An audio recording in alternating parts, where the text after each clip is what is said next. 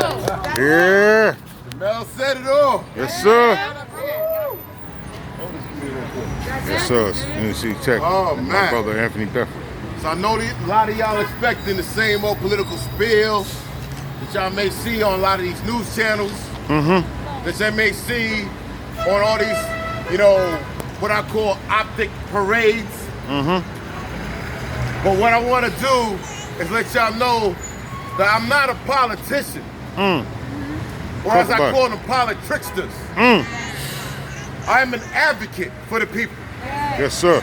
I've been an advocate since the age of 12 years old, when the school board told myself and 54 other young 12-year-olds that they're going to rezone our school district, which meant money being displaced from us and more racial segregation. 12 years old. I am now a grown man, single father, Yes. who has continued to fight to this day to make sure that what I went through does not continue to this day. Right now we have elected officials who have Hollywood mentalities, Wow. who feel that the people owe them. Wow. I say we owe the people because we work for the people. Yeah. Amen. Amen. When you see a lot of these incumbents who are scared for their seats, there's a reason why. They're scared because they have not been doing a thing. They're scared because they have been sitting back, giving themselves raises from $96,000 to $126,000 a year while the people suffer in their districts. Who move in the day before election to get to a seat, to live in our ivory tower, Talk about looking down on the people. Talk about it, brother. Yeah. The time of that is done. Yes, sir. If I gotta march around the walls of Jericho to tear up the foundation of systemic racism, to tear down the foundations of those who serve their masters of systemic racism, then so be it. I am bringing the movement of the people, the voice of the people into City Hall. I am bringing the voices of the youth, the cries and the hurt and the pain of our community into City Hall. I'm not going to City Hall to sit at their table. I'm not going to City Hall to make friends. I'm going into City Hall to bring the people through those doors. I'm going to City Hall to build a table for the people. And whoever wants to sit at the table of the people, we will gladly put up a chair for them. Oh, all right now. Talk about it, brother. Now you see, Yes, sir. I don't go by titles too much. But I can say, yes, I'm the president of Black Lives Matter Brooklyn. All right. Yes, I'm a two-time survivor of police brutality. Yes, I'm a U.S. Marine Corps veteran. Yes, I'm a community leader who's been out here day to day, Facts. not looking for a penny in the pot, not looking for favors. But I can tell you one thing, one title I am glad to say, matter of fact two, that I am a black father. Yeah. Even the truck driver agrees. That I'm a black father who knows what is needed in our community for our children.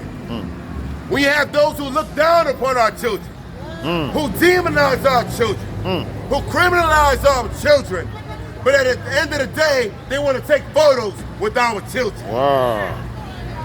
Check that The out. time of these games, like Jamel said, is done.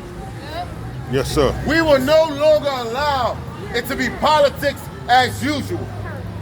We will no longer allow it to be business as usual. Yes, sir.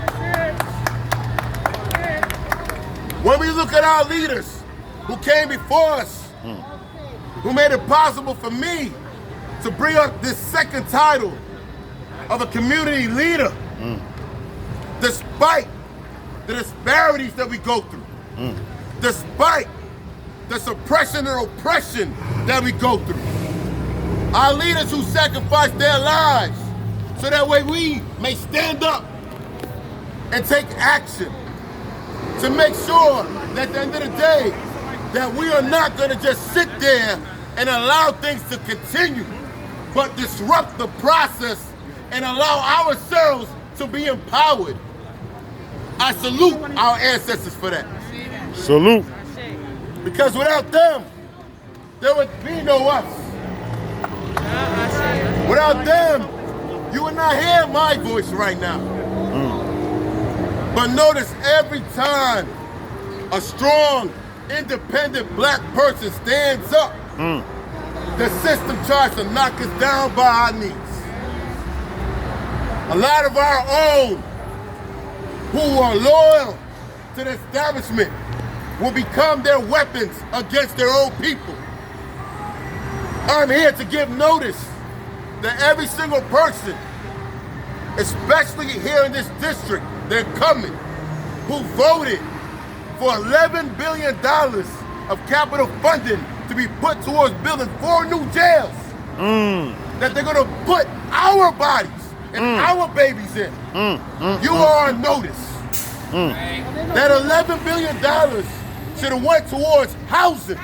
And not just any housing. 100% affordable, low-income housing.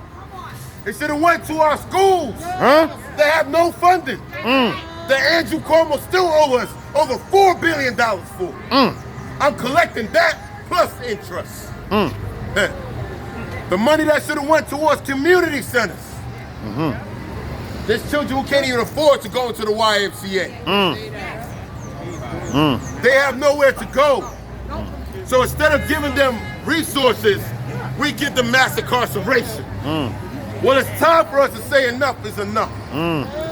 When I say that we are taking $2.5 billion out of the NYPD budget, people run. They run for the hills scared. But it's needed, because that same money was taken out of our community and put into their coffers, so that way they can lock our babies up. The time of that is done. You cannot say you are for the people if you take money and endorsements from the racist PBA who just endorsed Donald Trump. The same man who waged war on our communities, who waged war on our brothers and sisters. The same man who literally is the reason why we have to stay masked up in this day and age now. The same man who's responsible for over 200,000 deaths in this country. If you say you're of the people, you cannot accept an endorsement of the PBA who promotes brutality and cover-ups and murder of black bodies.